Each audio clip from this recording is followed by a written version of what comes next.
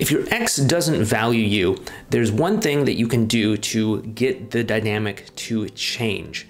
That's what we're going to be talking about in this video. But first, my name is Clay with modernlove.life, where we help you get the great loving relationship that you're looking for without having to play mind games, without having to play hard to get, and without having to pretend to be someone or something that you are not, because you, of course, deserve to be loved for the unique, amazing, and wonderful person that you are.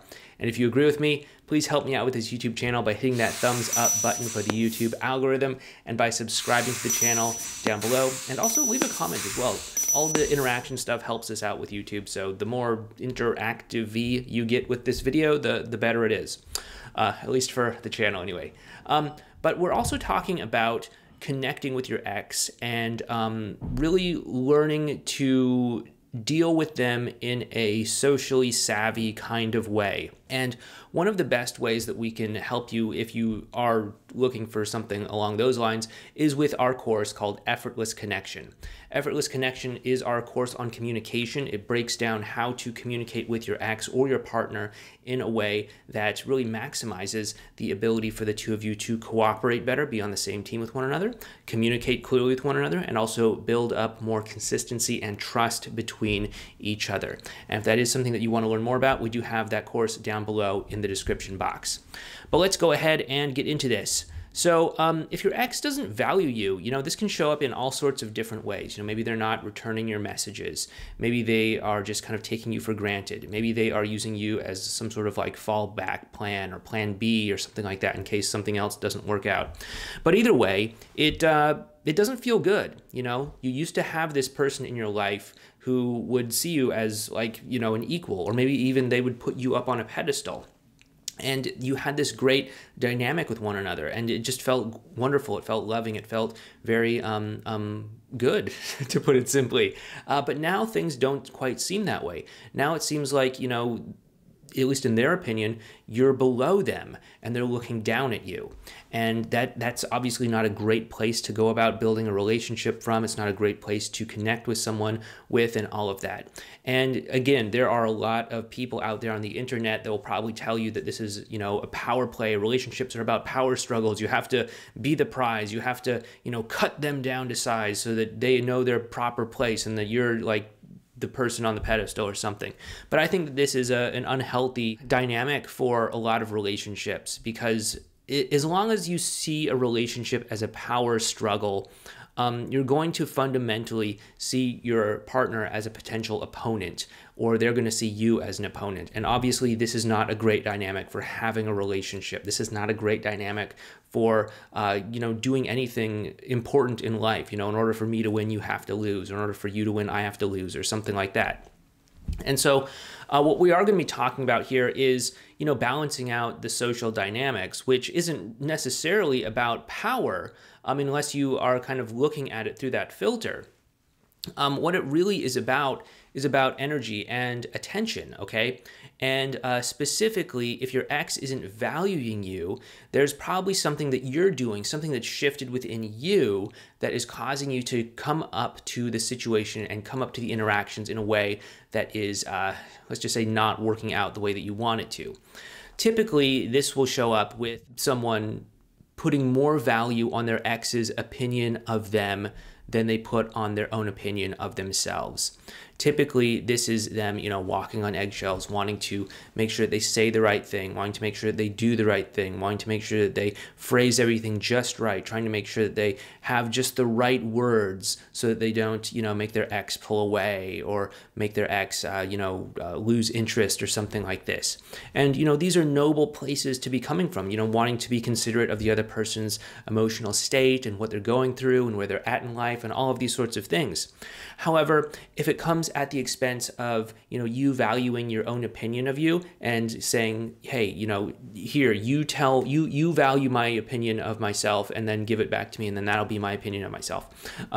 Then that's not a good place to be, right? You obviously want to have your own opinion of yourself and you want to, they're going to have whatever opinion they have of you. But if you have your own opinion of yourself and hold yourself in high regard as you move forward, then that is going to reflect back in them. They're going to say, oh, look at you, you're holding yourself in high regard. That means that I should probably treat you that way as well too. Whereas if, you're constantly lowering yourself down, decreasing your opinion of yourself, then it shouldn't come as a surprise that they're going to do the same as well too. And again, this isn't about power. This is just simply about how you're bringing yourself to the interaction and the direct effect that it's going to have, right? Like you wouldn't want to, let's put it this way. If someone is coming to you from a place where they believe themselves to be lower than you, then you're going to constantly be wondering, like, what is your angle here? Like, why are you doing this? Is it because you're just trying to get close to me? Is it because you're just trying to get with me? Is it because you're just trying to get something out of me? Whereas if you come to someone as an equal, then, you can have a desire for that person. You can be attracted to that person and all of these sorts of things, but it's going to be as an equal. It's not going to be someone trying to get something from you. It's going to be like, okay, let's create something beautiful together. Okay. And that's going to be much easier to see and much easier to experience if you view yourself as an equal and if you hold yourself in high regard. So you want to make sure that you are investing more in your own opinion of yourself than you are in allowing them to create their opinion of you, okay? You also want to watch the level of investment that you're putting into the interaction versus their level of investment that they're putting into the interaction, okay? So, for example, you might say something, you might contact them, you might text them, you might start a conversation with them or something like that. And then if they don't return that same level of investment or maybe a higher level of investment, then what you don't want to do is you don't want to double down and continue to keep plowing forward and say like, oh, well, really, it sounds, you send them a message or something and then they send you back like a 2-word response or something like, hey, I heard some interesting thing about what's going on in your area. I just wanted to see how you're doing today. And they just respond with, I'm good. And then, you don't want to follow that up because that's a low level of investment on their part. You don't want to follow that up by doubling down and saying like, oh, really, you're good. Tell me more about that. I was wondering how this was going to go. And it's really nice to hear that you're doing well these days and all of that stuff, right? Because that's just going to create an imbalance in the social dynamic. It's going to, again, create that sense of like, whoa, I just said I'm good. And now you're like really coming at me with all of this energy. It makes me wonder if you have some sort of ulterior motive or some sort of hidden agenda or something like that, right? And so we want to make sure that our interactions are more or less balanced. Now, of course, obviously a social interaction is going to be dynamic. So there's going to be times when maybe you're a little bit more overinvested or they're a little bit more overinvested. So don't look for it to be like totally equal, but just look for it to be like, okay, they're actually opening up. They're actually contributing something to this interaction. And, yeah, you are probably going to have to up the stakes a little bit, but it should be incremental and it should be reasonable given, wherever you are currently at in terms of your interaction and your investments with one another in that interaction. And then you also want to, again, continue to follow social cues, okay? Like if it seems like they're not emotionally ready to connect with you right now, if they're just giving you these 1 or 2 word responses or something like that when you're texting them, then you obviously want to say something along the lines of like, hey, it seems like you're not in a place right now where you're free to talk.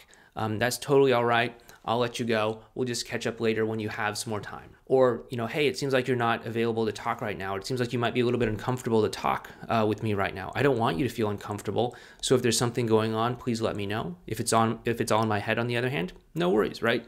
So here we're having the space to let them go or let them come, which is a powerful place to be in because it shows that we value ourselves enough to not be kind of attached to making this look or seem a certain way. We're okay to just say, hey, if you're not in a good place to talk right now, or if there's something going on that's causing you to feel uncomfortable talking with me, like, let me know. And if you need some space, that's totally cool. I'm not going to try and force anything if it's not there. That way they have the freedom to come or go if that's what they want to do, and they're not feeling as if they're being sort of corralled into some sort of outcome or some sort of situation that they don't even necessarily want to be in. So we want to be careful about these things as we're going about interacting with our ex.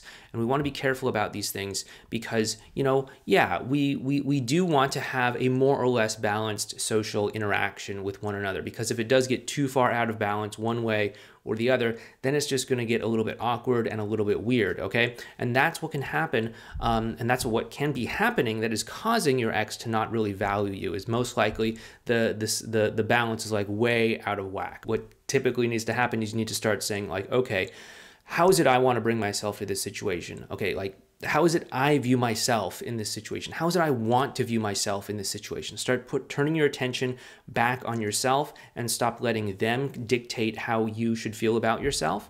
And then also just make sure that those interactions are more or less balanced. Make sure that level of investment is more or less balanced. Of course, yes, you are going to have to probably stick your neck out there a little bit just to kind of get things moving, but you should be kind of meeting that with something about the same level of return, okay? If you are getting about the same level of return, maybe a little bit higher, maybe a little bit lower, maybe about the same, then you can go ahead and move upward again and see if they follow you upward. But if you're going upward and they're just staying down here, then you don't want to just continue to move upward in terms of your investment. Otherwise, you're going to end up with that high level of imbalance, okay? So once again, if you do want a little bit more help when it comes to communication and connecting and all that stuff, please make sure you check out our course called Effortless Connection. We just launched it back in November, but you can find that down below in the description box. And once again, if you do like what we're doing here on this channel, help us out with that algorithm by hitting that thumbs up button, leaving a comment down below, letting me know what you found most helpful about this video. And please also subscribe to this channel as well too. If you do want to know more about what your ex is thinking during this whole process of breaking up and getting back together, please check out this video over here, or you might want to check out this video right here. But once again, my name is Clay. Please take care, and I will talk to you next time.